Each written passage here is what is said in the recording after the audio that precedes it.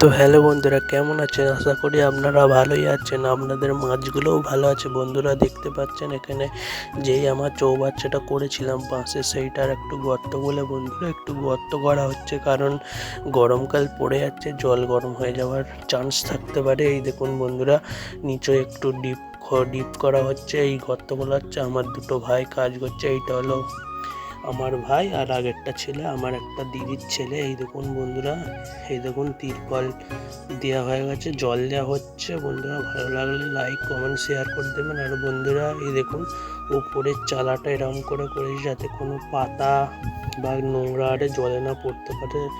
জলে পাতা পড়লে, নোংরা আরে পড়লে জল গ্যাস হয়ে যেতে পারে। দেখতেই পাচ্ছেন বন্ধুরা, ঘরের মতো করে দেওয়া হয়েছে। বন্ধুরা এই দেখুন কতটা পরিমাণে জল ধরেছে, অনেক জল, প্রায় 300-400 লিটারের মতো এতে জল আছে। ফিল্টারটা বসে এখনো মাছ ছাড়া হয় না, এক্ষুনি বিকালে ওষুধ কিনে আনলে মাছ ছাড়া হবে। বন্ধুরা এই দেখুন বন্ধুরা, এখন মাছ ছাড়া হচ্ছে। বন্ধুরা দেখতেই পাচ্ছেন এখানে মাছ ছাড়ছি বড় ট্যাংটা। এই দেখুন বন্ধুরা, সেই রেড কাপ মাছের বাচ্চাগুলো সেই তুলেছিলাম, সেই বাচ্চাগুলো কত বড় বড় হয়ে গেছে। আর বন্ধুরা জলটার কালার এই দেখুন বন্ধুরা, এই ট্যাঙ্ক থেকে জল ফেলা হচ্ছে পাইপে করে। আর বন্ধুরা এই দেখুন গাপ্পি মাছের বাচ্চাগুলো কালকে বাচ্চা দিয়েছে। বন্ধুরা এই দেখুন জলের কালারটা কিরকম হয়ে গেছিলো, আগে কিরকম ছিল এখন।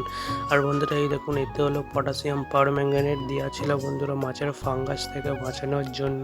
আপনারা যদি পটাশিয়াম পারম্যাঙ্গানেট দেওয়ার ভিডিও দেখতে চান কমেন্ট করতে পারেন।